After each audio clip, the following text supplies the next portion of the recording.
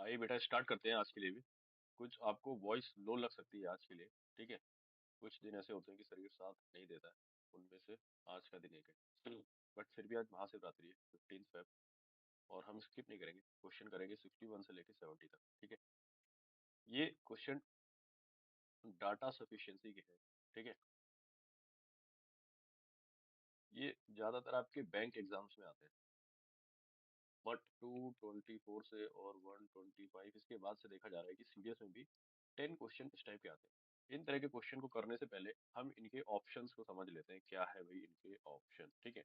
आपको एक statement given है, सॉरी स्टेटमेंट नहीं बोले, इसी की लैंग्वेज, एक क्वेश्चन गिवन है, उसके ऊपर दो स्टेटमेंट है, statement one statement to.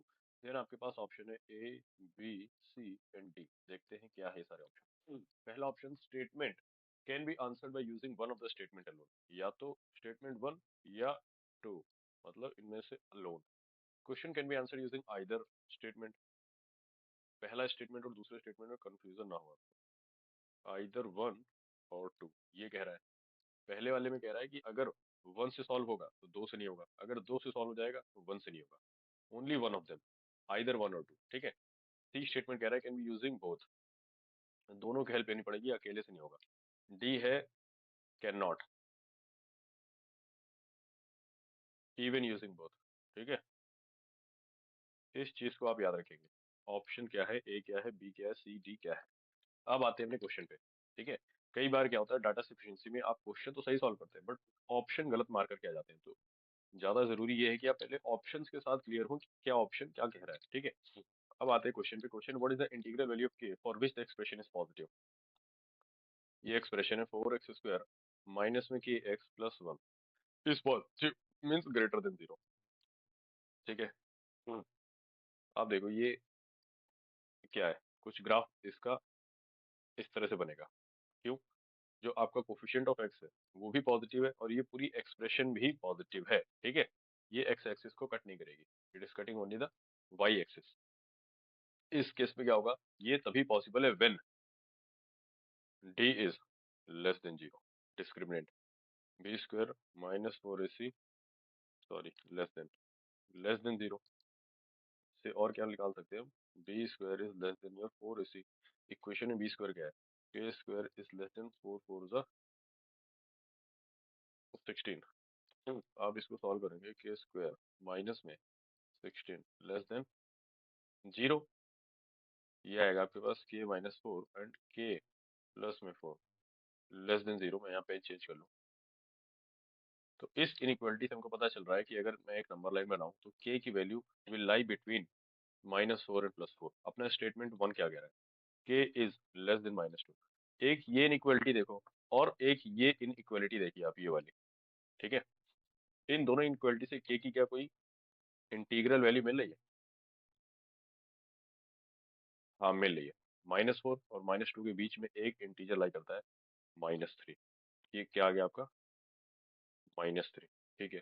Statement one alone sufficient है। Statement two, k is greater than -4, k is greater than -4। और ये स्टेटमेंट भी आपको क्या कह रहा है, ये वाली इनइक्वालिटी, इसको और स्टेटमेंट टू को यूज करोगे, इससे कोई इंटीग्रल वैल्यू नहीं मिल रही है। ये भी तो स्टेटमेंट वही कह रहा है और स्टेटमेंट टू भी उसी बात को दोबारा से कह रहा है। तो उससे आप कोई इंटीग्रल वैल्यू नहीं बता पा रहे, सिर्फ एक इंटरवल बता पाएंगे स्टेटमेंट टू की हेल्प से कि k की वैल्यू -4 से बड़ी है, मतलब राइट साइड है इस तरफ। और स्टेटमेंट के अकॉर्डिंग कह रहे हैं कि -4 और +4 के बीच में कोई इंटीजर तो पिन पॉइंट करके नहीं बता पा रहे, मतलब इसकी हेल्प से नहीं कर पाएंगे। जो अपना ऑप्शन ए था, क्या था, can be answered using one of the statement alone which is statement one, ठीक है। तो 61 के लिए अपना ऑप्शन ए करेक्ट है। अब आते हैं 62 पे। ऑप्शन याद रखिएगा, हर बार मैंने ऑप्शन नहीं लगाया ताकि इनको स्पेस मिले क्वेश्चन को सॉल्व करने के लिए। आज 15 फेब है, ठीक है, और आपका एग्जाम 13 अप्रैल को है। मतलब एक रफ आइडिया में काउंट करूँ तो 60 डेज से भी लेस डेज आपके पास बचे हुए हैं। अब तो भाई रेगुलर हो जाओ। 225 और 125 तो आपकी उंगलियों पे होने चाहिए। 224 अभी तक का तीनों में से अच्छा पेपर है। लेवल ऑफ डिफिकल्टी की बात करें तो इसको जरूर सॉल्व करो। अब क्वेश्चन इज गिवन, ठीक है, in how many days can A B C together finish the work, ये आपको फाइंड करना है, ठीक है। आप देखो, A and B together, A plus B किसी काम को 24 दिन में कर सकते हैं। बी प्लस सी उसी काम को 36 दिन में कर सकते हैं। इसी में अगर ए प्लस सी का डेटा दिया रहता, ठीक है, तो हम कर सकते हैं। यहाँ से हमको क्या मिल रहा है? टू इक्वेशन, 3 वेरिएबल है। वेरिएबल कौन कौन से? ए, बी, सी, इनके टाइम और एफिशिएंसी की वैल्यू, ठीक है। मतलब ये टोटल 3 वेरिएबल है, इक्वेशन 2 बनेगी। यहाँ से हम नहीं बता सकते, ना तो इसको यूज करके ना इसका यूज करके। तो इस हिसाब से अपने पास 4 ऑप्शन थे, A B C D, none आएगा। यहाँ पे बोथ था, इसके लिए क्या है, ऑप्शन डी करेक्ट है 62 के लिए। दोनों का यूज करके भी हम नहीं बता सकते कि how many days ABC together can finish the work, ठीक है। ए क्या था आपका? ओनली वन सही है या फिर ओनली टू? यहाँ पे क्या था? आइदर वन और टू था। स्टेटमेंट बी, चलो आ जाओ अब 63 पे। Can we have a common solution which is prime? दो क्वाड्रेटिक इक्वेशन है, -26x प्लस में 133 इक्वल्स टू 0। माइनस प्लस दोनों रूट पॉजिटिव होंगे, 19 और 7 आएगा। आप सॉल्व कर लीजिएगा स्प्लिटिंग मिडल टर्म से, ठीक है। एक्स स्क्वायर माइनस में 44x प्लस में 475, इसके भी दोनों रूट पॉजिटिव आएंगे। पहला क्या आएगा? 19 दूनी 38 हो गया, 38 में 2 7 95, एक 25 आ रहा है, एक 19 आ रहा है। 25 को जब 20 बार मल्टीप्लाई करते हैं तो हाँ ठीक है, सही है। क्या दोनों में कॉमन रूट दिख रहा है जो कि प्राइम भी होना चाहिए? मुझे तो दिख गया, 19। 19 कॉमन भी है, प्राइम भी है, दोनों की हेल्प से, ठीक है। तो इसका ऑप्शन सी करेक्ट है, यूजिंग बोथ द स्टेटमेंट। ये भाई 63 कर लिया हमने, 64 पर आ जाए। आपको देखो ये क्या है, 327 की पावर n प्लस 173 की पावर n डिविजिबल बाई 500। आप ये चीज देखिए, ये चीज हमने पढ़ा है, a की पावर n प्लस b की power n is divisible by a plus b when n is odd. Example देखिए, 3 की पावर 3 प्लस 4 की पावर 3 करिए, ये होता है 27, वो होता है आपके पास 64। इन दोनों को ऐड करेंगे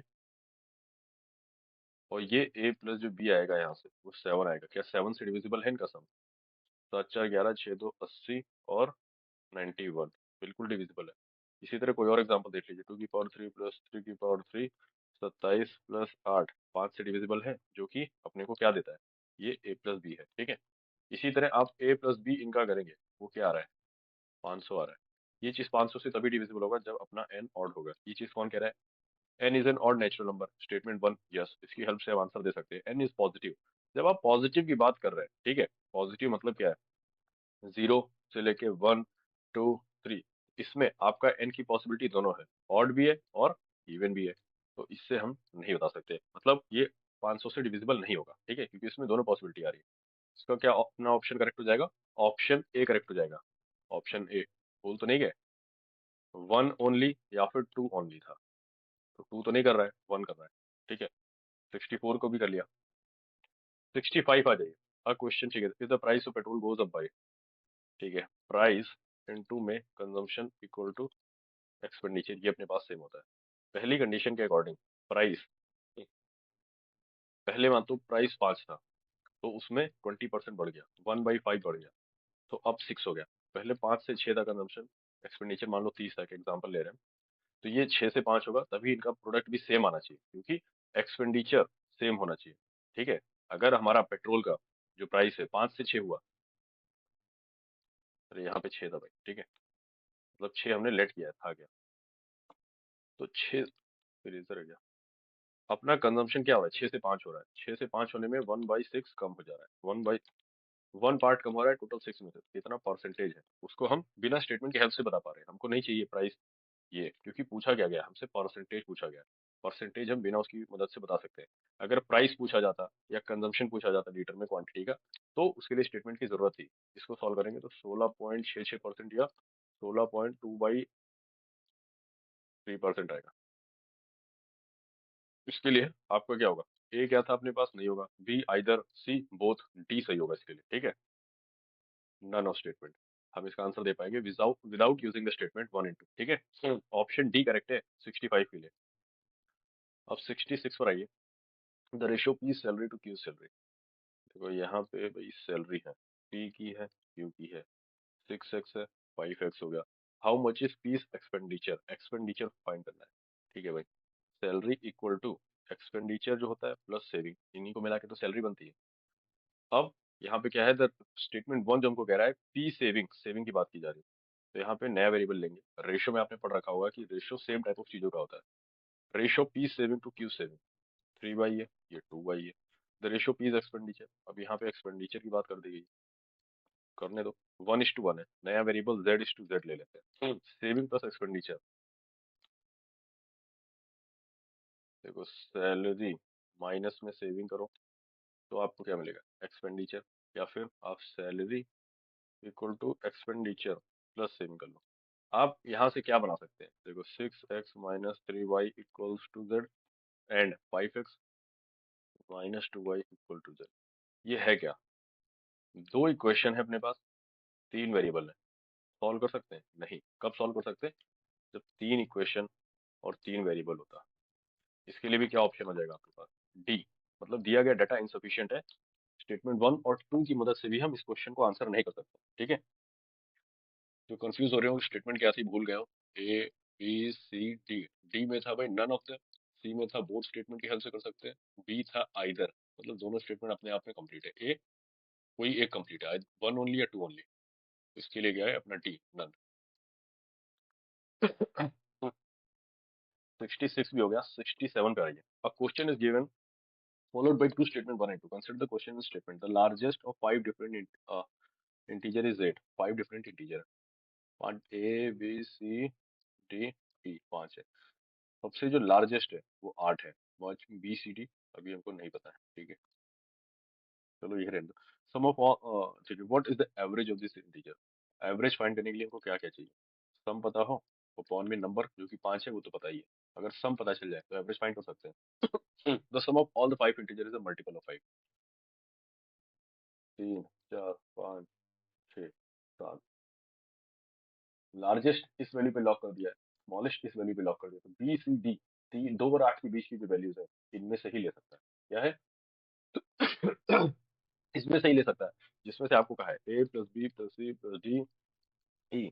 5 का क्या है, मल्टीपल है, 5x लिख देते हैं। ठीक है, जिसमें से सबसे अगर बड़ी वैल्यू में यहाँ से रखूँ ये तीन, इधर से ना एक बार पेन चेंज करता हूँ तो ज्यादा समझ, ये चीज रख देते हैं। 2 8 तो मिलके 10 हो गया, यहाँ पे 7 5 मिलके 12 प्लस 6 18, यहाँ पे 28 आ गया। और लोवेस्ट के लिए ये तीन वैल्यूज रखी, 3 4 5, उसके लिए 10 प्लस 5 4 9 3 12 इक्वल टू 22। मतलब मैक्सिमम ये और ये, इसके बीच की अगर बात करें, एक ही नंबर है जो 5 का मल्टीपल है 25। ठीक है, अपनी स्टेटमेंट 1 के अकॉर्डिंग। अब देखते हैं 25 हमको सम बनाना है। 2 plus B plus C plus D plus में 8, बी सी डी की वैल्यू क्या रखें, इनका सम 25 आ जाए। 8 और 2 मिलके 10 देंगे, इसका मतलब भाई अपना B plus C plus D मिलके 15 दे रहे होंगे। 15 किस किस पॉसिबिलिटी में बन सकता है, यहाँ पे पेन चेंज करिए। 7 3 मिलके 10 दे देगा और एक 5 दे देगा। ठीक है, एक पॉसिबिलिटी तो ये हो गई। दूसरी पॉसिबिलिटी देखिए, 6 4 5 हो सकता है, 6 और 4 मिलके 10 देगा, फिर यहाँ पे ये अपने पास 5 हो जाएगा। इसके अलावा और क्या पॉसिबिलिटी हो सकती है अपने पास, 5 6 11 और 4, ये भी हो सकता है। 5 और 6 11 और 4, एक पॉसिबिलिटी ये हो सकती है 15 देने के लिए।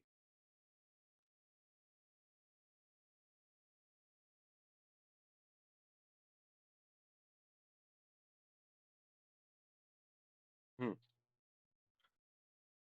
तो इस तरह से हम क्या इसका एवरेज निकाल सकते हैं, अगर इनका सम वो है तो एवरेज कितना आ जाएगा आपके पास।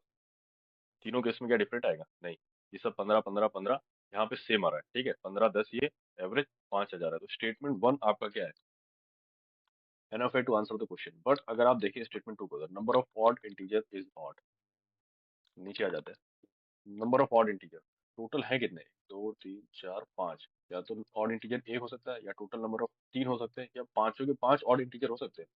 तो 3 4 5 6 7 8, ऑड इंटीजर्स को पहले मैं आइडेंटिफाई करता हूँ। ये 3 है, ये 5 है, ये 7 है, मैक्सिमम ये हो सकता है, ये तो हो ही नहीं सकता, इंटीजर ही नहीं अपने पास। 5 3 7 3 10 5 15,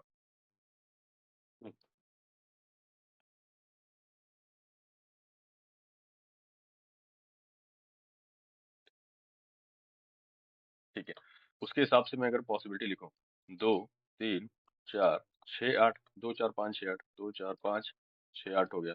अगला है 2 4 6 7 8, तो अब नीचे आता है 2 4 6 7 8 हो गया। 2 3 5 7 8, 2 3 5 7 8 हो गया। इन सब में आप सम करके देखिए, जो सम है आपको क्या आएगा, अलग आएगा, डिफरेंट। इसका मतलब एवरेज भी क्या आ रहा है, डिफरेंट आ रहा है। स्टेटमेंट टू एनफ नहीं है answer this question. Only statement one क्या हो जाएगा अपने पास, ऑप्शन ए करेक्ट होगा। किसके लिए, क्वेश्चन नंबर 67 के लिए। ठीक है, 2 और 8 को तो इंक्लूड करना ही है। बीच वाली पॉसिबिलिटी को हम इस तरह ले रहे हैं कि हमारे पास number of odd integer odd हो। 2 और 8 अपने आप में क्या है, ये तो इवन ही है, तो इसमें ही कर सकते हैं हम। हमने यहाँ पे एक ऑड इंटीजर लिया, इसी तरह एक यहाँ पे दूसरा ऑड इंटीजर लिया। इस बार क्या किया, एक बार यहाँ ऑड इंटीजर लिया। इस बार हमने क्या किया, 2 ऑड इंटीजर लिए, 3 और 5। ठीक है, तो इस तरह से क्वेश्चन नंबर 67 के लिए अपना ऑप्शन ए करेक्ट है। उम्मीद करता हूँ समझ आएगा। अब नहीं आया तो एक बार फिर से दोबारा से देखिएगा आराम से। 68 क्वेश्चन पर आइए। There are three different weight, all the weights are integer and their sum is a prime number. ठीक है, a plus b plus c equal to prime. What are the weight, one of the weight is twice the another weight. One of the weight is thrice the another weight.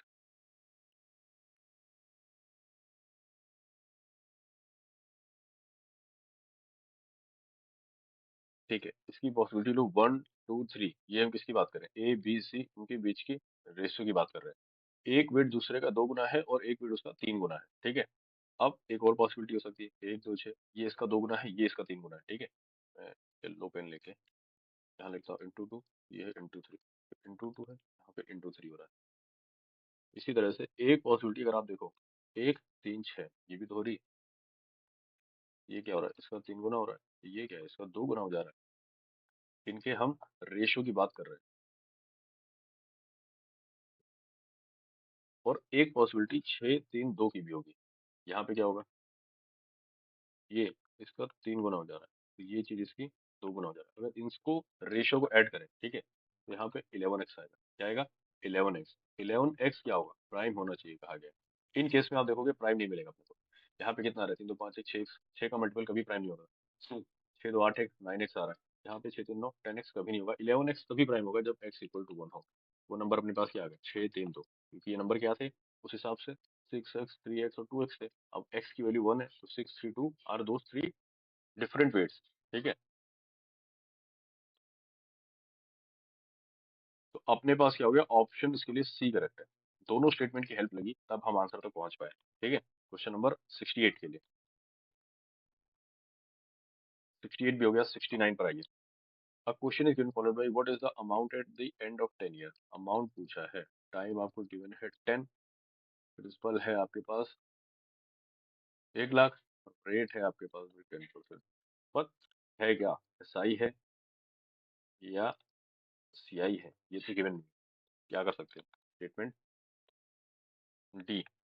ठीक है, data क्या insufficient है, दोनों की help से भी हम नहीं बता सकते।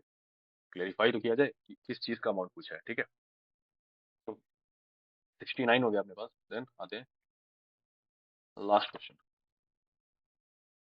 A question is given followed by two statement। ठीक है, is p square plus pq this odd where pq are integer। ध्यान से देखिए इसको।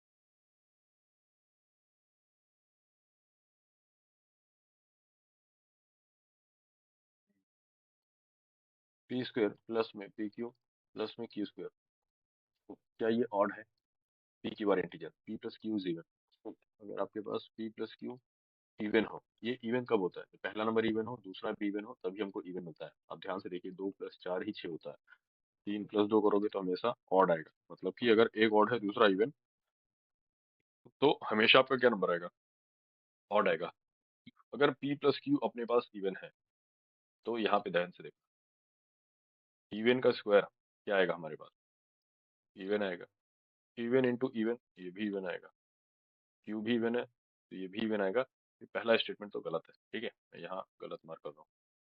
अगर पी क्यू आपके पास ऑड है, आप ध्यान से देखिएगा, 2 × 3 6 हो जाता है। ऑड को जब आप इवन से मल्टीप्लाई करते हैं तो इवन हो जाता है। या इसी तरह का इवन को ऑड से मल्टीप्लाई करो तो वो आपके पास क्या हो जाता है, इवन। लेकिन जब आप ऑड को ऑड से मल्टीप्लाई करते हैं, ऑड इंटू ऑड, तो क्या आता है, आंसर भी ऑड आता है। मतलब पी और क्यू इंडिविजुअली भी क्या है, ऑड होंगे, अकॉर्डिंग टू सेकंड स्टेटमेंट। उस हिसाब से P square plus P Q plus में क्यू स्क्वायर।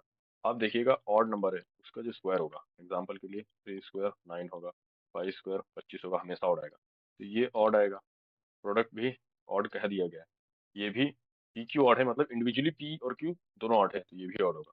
3 ऑड नंबर का सम करके देखिए, हमेशा ऑड प्लस ऑड, 2 ऑड, 3 + 5 8 हो गया, 2 ऑड मिलके इवन दे सकते हैं, ठीक है। दे सकते हैं, क्या देते ही है हर बार, ठीक है। लेकिन इवन प्लस ऑड इस टाइम तो भाई अभी ऑड ही होगा, क्या होगा, ऑड होगा, ठीक है। एग्जाम्पल लेके देख लो, 3 + 5 + 7,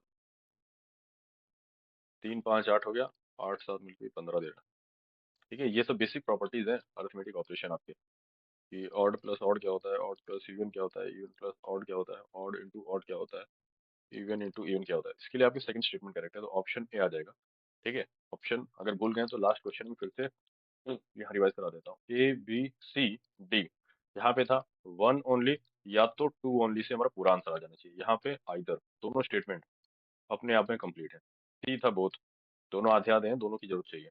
डी नन, कोई कंप्लीट नहीं है, या फिर डाटा इनकम्प्लीट है, या बिना स्टेटमेंट की हेल्प से आंसर आ जाएगा। तो अपने 70 के लिए क्या है, ऑप्शन ए है, S2 की मदद से आंसर आ रहा है। यहाँ तक वीडियो को देखा है तो अब लाइक जरूर करें, ठीक है। तीनों में 225, 125 और 224 सबसे अच्छा पेपर डिफिकल्टी वाइज ये है, इसको जरूर सॉल्व करें। कल मिलते हैं फिर सेम